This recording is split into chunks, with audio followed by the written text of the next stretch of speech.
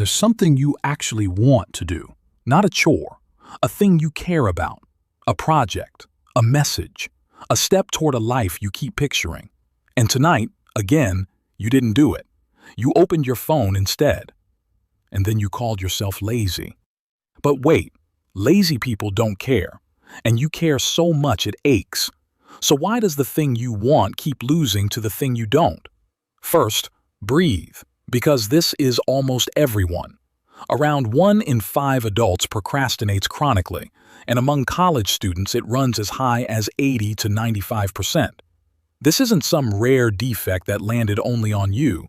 It's nearly universal. And yet, the story we tell about it never changes.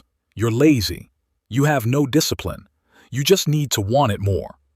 You've heard that line your whole life. You probably said it to yourself an hour ago. But what if it isn't just cruel? What if it's pointing at the wrong cause entirely? Start with that word, lazy. Laziness is not caring and having no energy. But picture yourself at your worst with this. You're not relaxed. You're tense. You keep glancing at the thing. You feel the clock. There's a low hum of guilt under everything you do instead. Does that sound like someone who doesn't care? That's the opposite of laziness. That's someone caring so much they're scared of getting it wrong. The fear of doing it badly gets so loud that not starting feels safer. And here's what decades of research now say is really going on. Procrastination is not a time management problem. It's an emotion management one. When you look at a task and it feels heavy, boring, confusing, or like you might fail at it, your brain gets a small sting of bad feeling. And putting it off is simply the fastest way to kill that sting. You're not avoiding the task. You're avoiding the feeling the task gives off. Open a new tab, and the bad feeling disappears for about 90 seconds. Two psychologists, Fuchsia Sirowa and Tim Pikel, gave this a name: short-term mood repair. You buy yourself a few minutes of relief right now, and you hand the cost to your future self. But your future self is just you, later, tired, with the thing still undone. So you feel worse, which makes the task feel even heavier, which makes you dodge it again. It's a loop.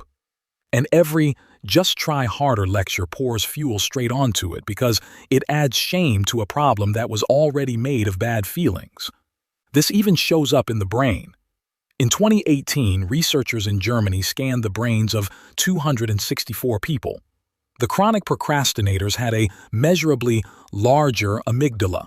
That's the brain's alarm bell, the part that yells danger before you've consciously thought anything. And the wiring between that alarm and the calm, planning part of the brain was weaker. So the alarm rings loud, and the voice that's meant to say, "Relax, just start," can barely get through. You're not weak. Your alarm is just set too sensitive.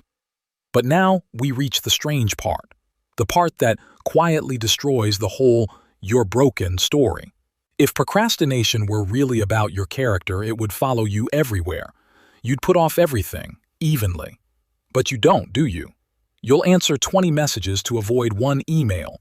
You'll scrub the entire kitchen to dodge a 5-minute form. You are not a procrastinator across your whole life.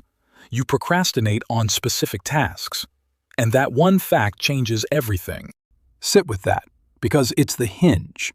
A character flaw doesn't switch itself off the moment the task changes. Your discipline doesn't vanish for the tax form and reappear for the dishes. So whatever's really driving this can't be a fixed trait stamped onto who you are. It has to be something that changes from task to task, which means the cause was never sitting inside you. It was sitting inside the task, in how that one specific task is built. So what is it about that one task? Researchers found a clear, measurable trigger: vagueness. When a task's goal is fuzzy or you can't see the exact next move, procrastination climbs. Your brain needs one concrete action to grab onto. Hand it, work on the report, and it sees fog. 100 possible starting points, none of them obviously first. And that fog itself feels bad, so it steps back. The dread you feel was never really about the report. It's about not knowing where your hand goes first. Make it physical for a second. Get fit is a fog. Put your running shoes by the door tonight is a handle you can grab. Do my taxes is a brick wall. Open the folder and find one receipt is a door you can walk through. Same goal, completely different feeling in your chest. You didn't change your discipline between those two sentences. You changed how heavy the first step feels. And the weight of that first step is most of what you've been calling laziness. Now, the popular advice has caught up to half of this. You've probably heard it. Procrastination is about your feelings, so manage your feelings. Be kind to yourself. Sit with the discomfort. And that's true, it helps. But it's only half a move, because it still leaves the hardest work to you, in the moment, with the alarm already ringing. Managing a bad feeling is a fight. The better question is, why fight a feeling you could stop the task from ever producing? So here's the actual move. You don't muscle through the dread. You lower it by rebuilding the task's front door. 3 levers. 1. Shrink the first step until it's too small to be scary. Not write the essay. Open the document and type one ugly sentence you'll fix later. 2.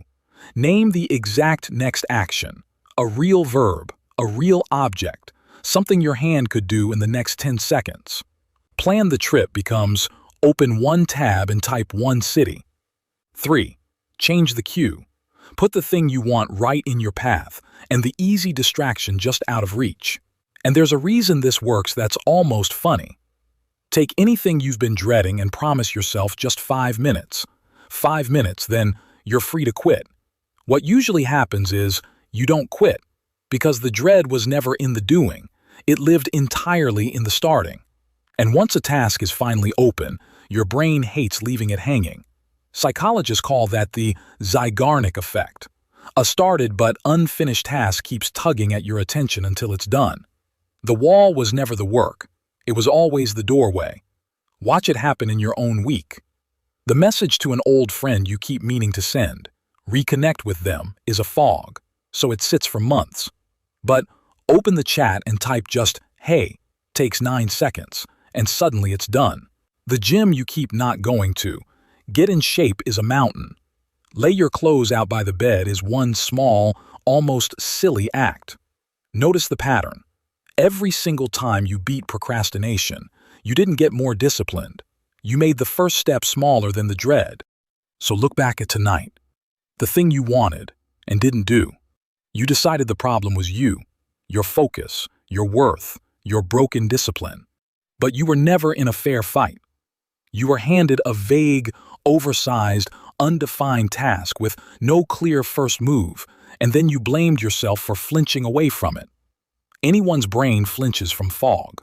Yours did exactly its job. The task just wasn't built to be started.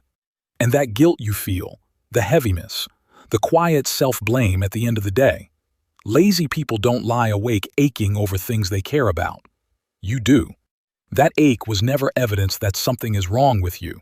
It's proof of how much you care. It was never the cause. It was the cost of fighting the wrong battle. So you're not a procrastinator. You've just been starting from the wrong place. Don't try to want it more tomorrow. Build a smaller door and walk through it.